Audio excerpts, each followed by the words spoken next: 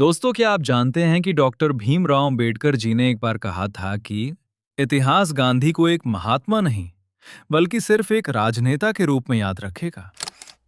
आखिर ऐसा क्या हुआ था कि आजादी के दो सबसे बड़े नायक एक दूसरे के धुर विरोधी बन गए। आज हम उस पर्दे को उठाएंगे जिसे इतिहास की किताबों ने सालों से दबाए रखा है। नमस्ते दोस्तों, स्वागत है आपका वॉइस ऑफ अंबेडकर पर। जब भी भारत की आजादी की बात होती है, गांधी और अंबेडकर जी का नाम साथ लिया जाता है। लेकिन इन दोनों के बीच केवल मतभेद नहीं, बल्कि विचारों का एक ऐसा महायुद्ध था जिसने आज के भारत की नींव रखी। आज हम 5 ऐसे कड़वे सच जानेंगे जिन्हें सुनकर शायद आपकी सोच बदल जाए। साल 1931, लंदन। गोलमेज सम्मेलन में बाबा साहेब ने दलितों के लिए सेपरेट इलेक्टोरेट्स, अलग निर्वाचन मंडल की मांग की। यानी दलित अपना नेता खुद चुनेंगे। लेकिन गांधी जी इसके खिलाफ अड़ गए। क्यों? गांधी जी का तर्क था कि इससे हिंदू समाज बंट जाएगा। बाबा साहेब का तर्क सीधा था, अगर समाज पहले से ही छुआछूत में बटा है तो राजनीतिक अधिकार क्यों नहीं? क्या आपको लगता है कि बाबा साहेब की यह मांग गलत थी? कमेंट में अभी बताएं। यही वो मोड़ था जिसने इतिहास बदल दिया। गांधी जी यरवदा जेल में आमरण अनशन पर बैठ गए।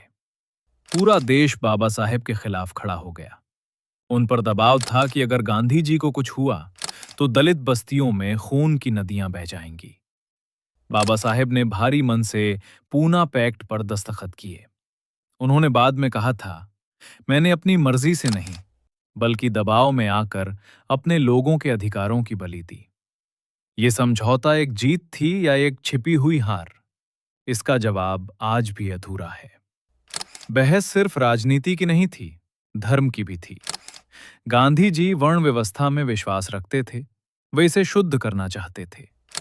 लेकिन बाबा साहेब का विजन साफ था, अनाइहिलेशन ऑफ कास्ट, यानी जाति का विनाश।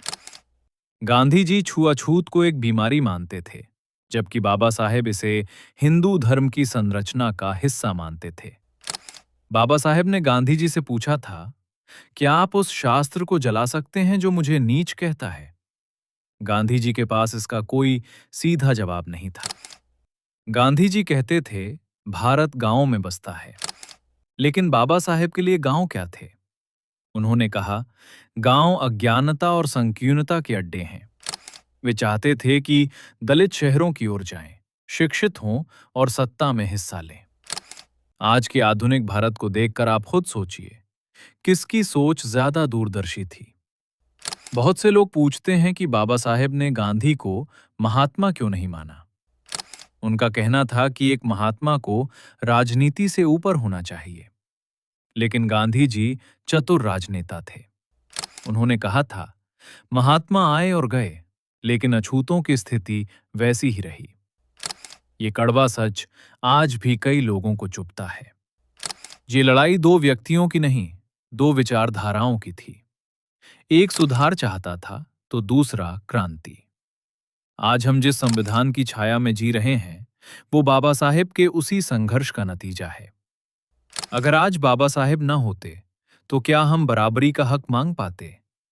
इस बारे में आपकी क्या राय है? अपनी राय कमेंट्स में जरूर लिखें और इस वीडियो को शेयर करें ताकि सच सबके सामने आए। जय भीम।